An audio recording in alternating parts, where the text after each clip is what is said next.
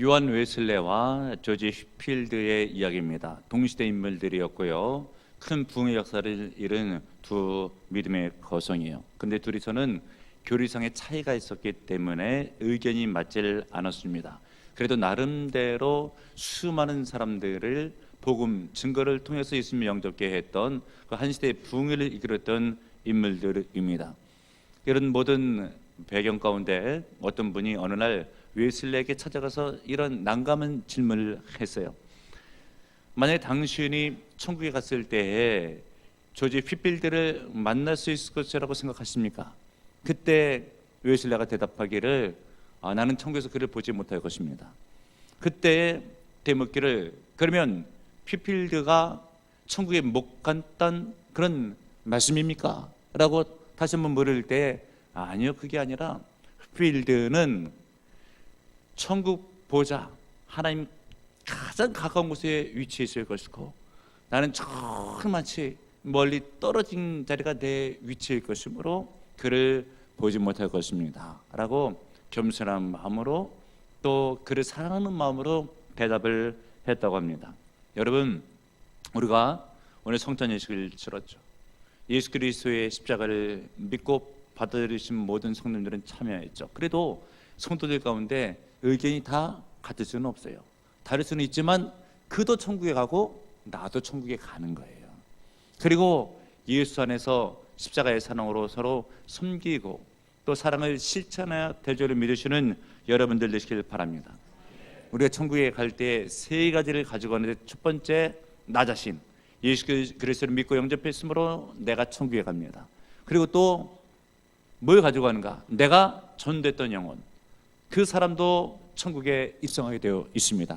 그리고 세 번째로 내가 이 땅 살면서 예수 그리스도의 사랑을 실천했던 일들, 그 일을 다 가지고 가게 되어 있어요. 본문에 있는 말씀 8절에 보세요. 사랑은 언제까지나 떨어지지 아니하되 예언도 폐하고 방언도 그치고 지식도 폐하리라. 무엇이 영원하대요? 사랑이 영원하다. 내가 이 땅에서 그리스도의 사랑을 실천했던 모든 것들은 천국에서 상급으로 연결되고 천국에서도 그 사랑이 영원토록 진행된다라고 하는 것이에요. 이런 의미에서 예수님의 사랑을 실천하시는 여러분들 되시길 바랍니다.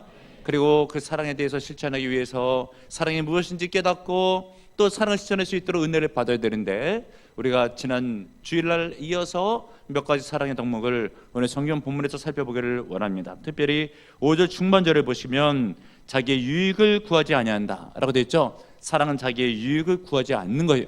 여기 구한다라고 하는 말씀의 단어의 뜻은 애쓴다, 노력한다 라고 하는 것이에요. 근데 고린도교 성도들은 무엇을 위해서 애를 썼습니까? 자기의 유익을 구하기 위해서 수단과 방법을 가리지 않고 애를 썼던 사람들이에요.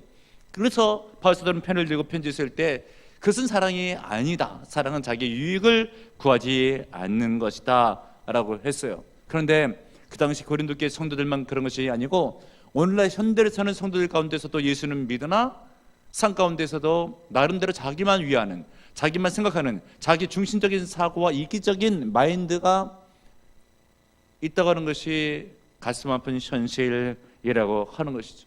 그럼 언제부터 이렇게 사람의 심령 가운데 이기적인 마음이 자리 잡게 되었는가? 그것은 인류 최초의 사람이었던 아담 그리고 하와가 선악을 알게 된 다음에 씨를 따먹은 그때부터 이기심이 발동한 게 큰 문제예요. 그래서 하나님께서 그것을 아시고 아담에게 물었잖아요. 내가 어떻게 해서 그렇게 하였느냐 라고 했을 때 말하는 걸 보세요. 얼마나 이기적인가.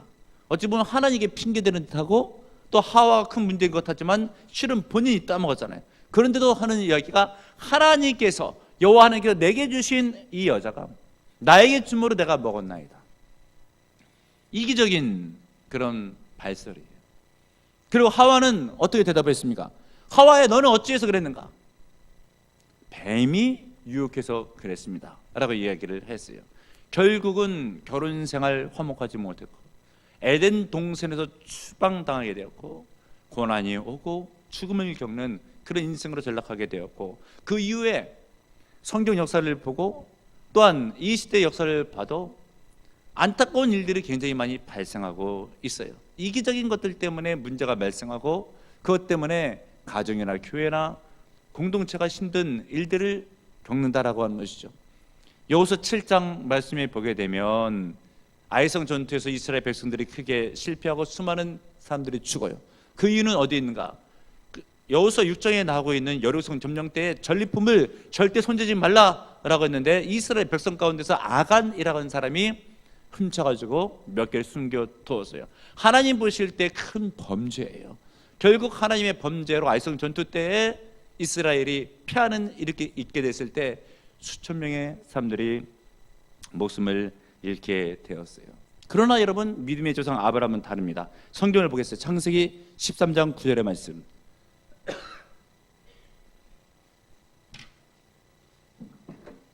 창세기 13장 9절의 말씀.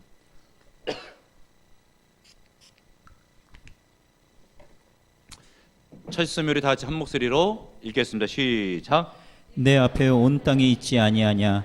나를 떠나가라. 내가 좌하면 나는 우하고 내가 우하면 나는 좌하리라. 아멘. 아브라함이 조카 롯에게 한 이야기입니다. 아브라함은 믿음의 조상이에요. 조카 롯은 갈대우르 지방에서 동행해서 아브라함과 나왔습니다. 그리고 아브라함이 삼촌인데 삼촌 덕에 재산을 모았어요. 그리고 좁은 땅덩어리에서 양떼가 늘어나게 되었죠. 그 바람에 롯의 목자들하고 이 아브라함의 목자들하고 크게 다툼이 있습니다. 이때 아브라함이 이제 재물도 많고 하니까 좁은 땅에서 쌓을 것이 아니라 우리 분가해야 되겠다 라고 하면서 분가를 할 때 아브라함이 삼촌이에요. 연장자예요. 그런데도 불구하고 뭐라고 얘기를 하는가? 네가 먼저 선택해라 라고 하면서 네가 우하면 나는 좌하고 네가 좌하면 나는 우하겠다. 얼마나 대단한 믿음의 고백입니까? 배려심이 많아요. 관대해요. 실은 아브라함이 우길 수도 있어요. 너 나 때문에 부자 됐고 내가 연장자고 하니까 내가 먼저 선택하면 나머지 것은 네가 가져라. 우리가 이기적인 마음을 갖고 남한테 여러 가지 명분을 댈 수가 있지만 믿음의 사람은 절대 그러지 않고 아브라함의 믿음을 본받는 여러분들 되시길 바랍니다. 믿음 안에서 승리를 해야 되는 거예요. 그래서 여러분, 오늘 본문에 있는 말씀을 다시 한번 읽겠습니다. 본문에 있는 말씀 8절 시작. 사랑은 언제까지나 떨어지지 아니하되 예언도 패하고 방언도 그치고 지식도 패하리라. 아멘. 무엇이 영원하대요? 사랑. 그 사랑이 귀한 거예요. 그 사랑을 실천하세요. 그 사랑은 천국까지 연결되게 되어 있습니다. 그러기 위해서 믿음 안에 거해야 승리할 수가 있더라라고 하는 것을 염두하시는 여러분들 되시길 바랍니다. 이런 이야기가 있습니다. 어느 할아버님이 몸이 편찮으셔서 병원에 입원을 하게 되었고 임종 직전에 있게 되었어요. 그러니까 아들을 찾았나 봐요. 누군가가 병원 문을 열고 어떤 남청년이 들어올 때 간호사가 이야기를 하는 거예요. 아드님이 들어오셨다고. 그 아들이 아들처럼 보이는 그 청년이 할아버지하고 눈이 마주치는데 할아버지는 가물가물거려요. 정신이 별로 없습니다. 그러면서 이제 간호사가 그 청년의 손을 꽉 쥐어주면서 할아버지의 손을 이렇게 만지게 했죠. 그러면서 몇 시간이 지나갔나? 이제 밤을 새는데 피곤한 기색이 역력하니까 간호사가 상태를 살피면서 왔다 갔다 하면서 하는 얘기가 청년 보고 이제 좀 주무시고 쉬시라고. 나는 괜찮다고 하면서 자리를 지켜요. 끝내 새벽녘에 그 할아버지가 세상을 떠나셨어요. 그러니까 의사가 사망 진단하러 왔고 간호사도 왔습니다. 그때 그 청년이 간호사한테 묻는 거예요. 근데 간호사님, 이 할아버지가 도대체 누구셔요? 라고 묻는 거예요. 그러면서 아드님 아니셨냐고. 아닌데요. 이름이 똑같아가지고 제가 갑자기 불려왔나 봐요. 라고 하면서 이 얘기를 하는 거예요. 그럼 아드님도 아닌데 왜 이 병실에 끝까지 할아버님이 돌아왔을 때까지 지키고 있었냐고 할 때 그 할아버지의 눈과 내 얼굴에 마주치는 순간에 절대 내가 아들이 아니라고 말을 하면서 자리를 뜰 수가 없었다고 이야기를 하는 거예요. 할아버지가 얼마나 평안한 가운데 그래도 나름대로 위로를 받으면서 세상을 떠나가겠습니까? 여러분, 우리가 이렇게 남을 배려할 수 있는 마음이 있다고 한다면 여러분, 인간관계에서 좋은 분위기가 연출됩니다. 가정에서 그렇게 하면 가정이 복돼요. 교회에서 하면 그것이 은혜가 되는 거예요. 그러면 여러분 예수님의 사랑을 실천하시는 은혜가 있기를 바랍니다. 그리고 또 한 가지 5절을 보세요. 5절을 다시 한번 읽겠습니다. 5절 시작. 무례히 행하지 아니하며 자기의 유익을 구하지 아니하며 성내지 아니하며 악한 것을 생각하지 아니하며. 그 중에서 우리가 성내지 아니하며라고 하는 5절 중반절에 있는 말씀을 살펴볼 텐데, 이 성내다라고 하는 것은 헬라 원문의 두 단어가 합쳐서 만든 그런 단어예요. 하나는 곁에, 하나는 뾰족하게 하다라고 하는 것이에요. 곁에 있는 사람이 나에게 어떤 말을 하게 됐을 때 내 마음을 뾰족하게 드러내다, 이런 뜻을 지니고 있는 거예요. 누군가의 말과 행동이 내게 거스릴 때에 내가 발끈하잖아요. 그것을 바로 본문에 있는 말씀처럼 성낸다라고 하는 것인데, 참 사랑은 누가 나에게 거스리는 말을 해도 발끈하지 않는가, 그것이 참사랑이라고 하는 거예요. 그런데 웬만한 성인군자라고 해도 그렇기가 쉽지가 않아요. 누군가 나를 못살게 괴롭히면은 내가 화가 나게 되어 있고 발끈하게 되어 있습니다. 그러므로 여러분 훈련을 받으셔야 돼요. 아무 생각 없이 살다가는 사랑을 실천하지 못한다니까요. 누가 나를 건드리면 화가 안 되니까요. 그러므로 여러분 말씀을 부여잡고 나 연약한 마음을 하나님께 의지하고 기도하면서 능력을 받고 육신의 정욕을 십자가에 못 박을 때에 그때 성령이 살아나게 되면, 그런 때에도 예수 그리스도의 사랑을 실천할 수 있는 성내지 않는 참사랑의 사람이 될 수가 있는 것을 믿고 깨닫는 여러분들 되시길 바랍니다. 그런데 고린도 교회 성도들은 그렇지 못했어요. 싸움이 났어요. 그러면 고린도서 6장에 보니까 세상 법정에 고소를 했어요. 안 믿는 재판관이 믿는 재판관, 교회 다니는 사람들을 갖다 판단을 내려요.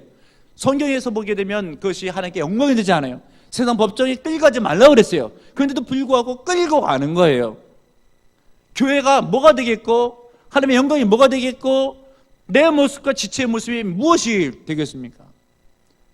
영적인 부분에 관심을 가지고 성경 말씀을 실천하시고 하나님께 영광을 돌리시고 교회 덕을 세우시는 여러분들 되길 바랍니다. 그렇지 못하면 상대방을 괴롭히다가 나까지 안 좋아져요. 잠언 성경에 있는 말씀 14장 30절, 평온한 마음은 육신의 생명이라 시기는 뼈를 썩게 하느니라. 누군가의 말에 거슬려서 내가 발끈하기를 내게 되면 내 뼈가 썩게 된다라고 하는 거예요. 본인 건강도 좋지 못하는 거예요. 그럼 여러분 절대 발끈하지 마시고요, 참 사랑을 실천하시는 은혜가 있길 바랍니다. 또 한 가지 5절 하반절에 보면 악한 것을 생각하지 아니하며 라는 말씀이 있죠. 여기 생각한다라고 하는 것은 저장한다는 의미예요. 잊지 않는 거예요. 누가 나한테 안 좋은 얘기를 하거나 어떤 행동을 하게 됐을 때 내가 절대 까먹지 않고 머릿속에 집어넣고 복수를 생각하고 있어요. 이런 것을 일컬어서 악한 것을 생각한다라고 하는 것이에요. 그리고 이 생각한다는 것의 두 번째 뜻은 되갚는다는 의미가 있어요. 무슨 뜻인가? 누가 나한테 안 좋은 말을 했어요. 잘 저장해놨다가 되갚아버린다. 이것은 참 사랑이 아니다라고 하는 것이에요. 그러면 여러분 참 사랑이라고 하는 것은 누가 나에게 안 좋은 말과 행동을 해도 저장하지 않는가, 그리고 되갚아 주려고 하는 복수심을 불태우지 않는가, 그것이 참 사랑이라고 하는 거예요. 우리 예수님께서 그러신 분이시잖아요. 로마 병정들 책지질하고 침뱉고 욕하고 하지만은 오히려 기도하시잖아요. 아버지여 저들을 사하여 주옵소서. 저들은 그들이 하는 짓을 알지 못합니다. 이 예수님의 마음이잖아요. 그 사랑의 마음이라고 하는 것이에요. 이런 사랑의 마음은 주변에 은혜를 끼칩니다. 그리고 본인에게도 덕이 돼요. 하나님께 영광이 되는 것이에요. 어느 성도가 추순자인가 봐요. 교회를 다니면서 예수 믿는 사람들이 얼마나 사랑이 있는가가 참 궁금했대요. 그래서 교회 근처에 굴다리가 있었대요.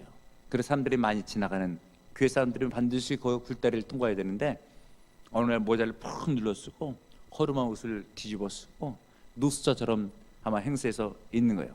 교회 사람들이 사랑이 있는가를 살펴보기 위해서. 그런데 많은 사람들이, 교회 다니는 사람들이겠죠, 못 본 척 그냥 막 지나가더래요. 근데 몇몇 분들은 오셔가지고 마지못해서 동전 몇 푼 주고 가더래요.